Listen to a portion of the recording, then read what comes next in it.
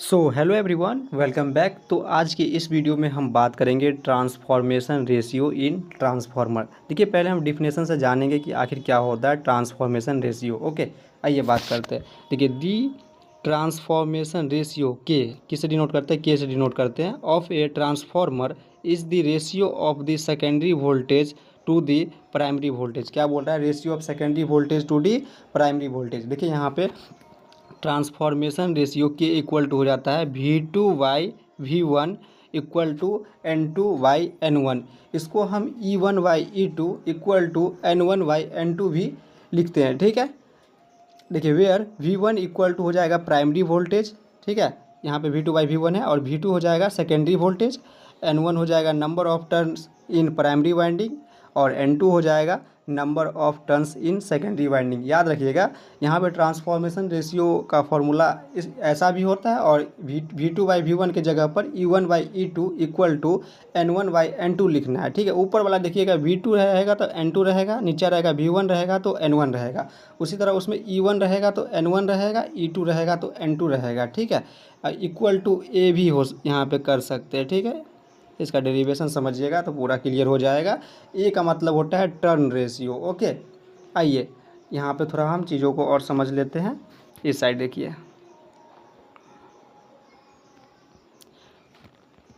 ये तो हो जाएगा K equal to V2/V1 equal to N2/N1। इसी को ट्रांसफॉर्मेशन रेशियो बोलते हैं। ठीक है, और यहाँ पे देखिए, आप जानेंगे ना कि N2 कहाँ पे है, N1 कहाँ पे है, V2 कहाँ पे है, V1 कहाँ पे है। देखिए, ये जो प्राइमरी हो गया यहाँ पे, ये V1 हो जाएगा। क्या हो जाएगा? V1। यहाँ की बात हो रही है, ये क्या हो जाएगा? V1 हो जाएगा।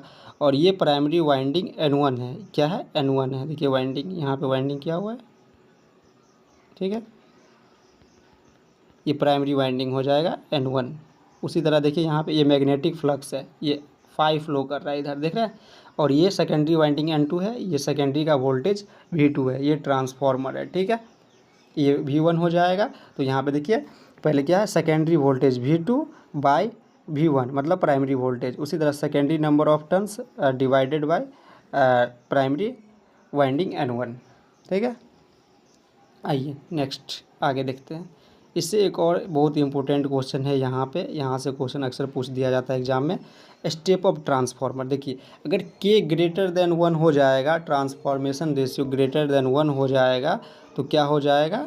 ये स्टेप ऑफ ट्रांसफार्मर हो जाएगा। ठीक है, क्या हो जाएगा? स्टेप ऑफ ट्रांसफार्मर हो जाएगा। स्टेप ऑफ ट्रांसफार्मर को हम एक और तरीका से इसको समझ सकते हैं। देखिए, ऐसे।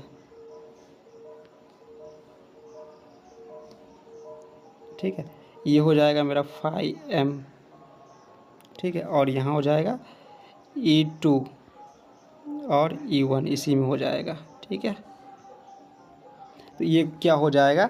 स्टेप ऑफ ट्रांसफार्मर हो जाएगा। सिंपल, आप ऐसे ही समझिए ना कि एक ग्रेटर देन 1 हो जाएगा, तो ये क्या हो जाएगा? स्टेप ऑफ ट्रांसफार्मर हो जाएगा। देखिए, secondary voltage is greater than primary voltage, ऐसे समझाए थे ना। देखिए, ट्रांसफॉर्मेशन रेशियो एकदम अच्छा से समझ में आ जाएगा, टेंशन लेने की बात नहीं है। यहाँ पे 5M हो जाएगा। ठीक है, और यहाँ पे E2 हो जाएगा, और यहाँ पे E1 हो जाएगा। ठीक है, तो ये क्या हो जाएगा? Secondary voltage is greater than primary voltage. Okay, इसी को क्या बोलेंगे कि स्टेप ऑफ ट्रांसफार्मर।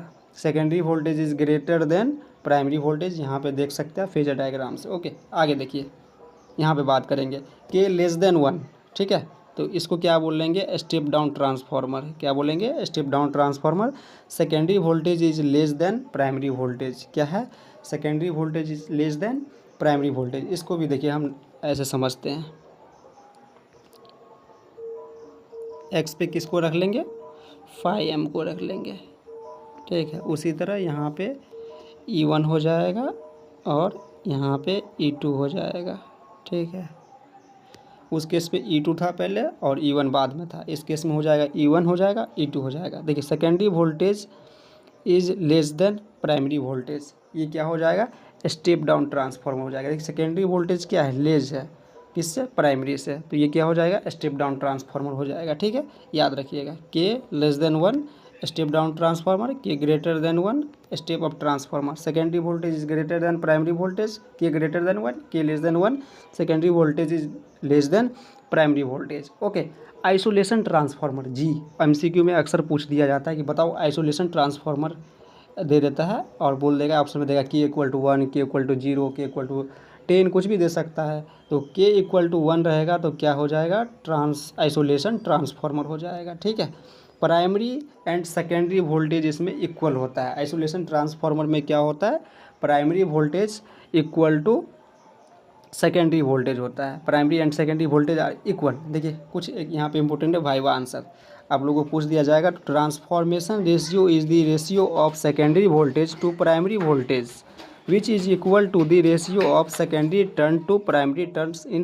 ट्रांसफॉर्मर। ध्यान से देखिएगा, transformation ratio is the ratio क्या है, secondary voltage to primary voltage which is equal to the ratio of secondary turns to primary turns in a transformer. Simple example हम यहाँ से समझ सकते हैं चीज़ों को। वेट, K=V2/V1 = N2/N1, इसी को क्या बोलेंगे, ट्रांसफॉर्मेशन रेशियो बोलेंगे।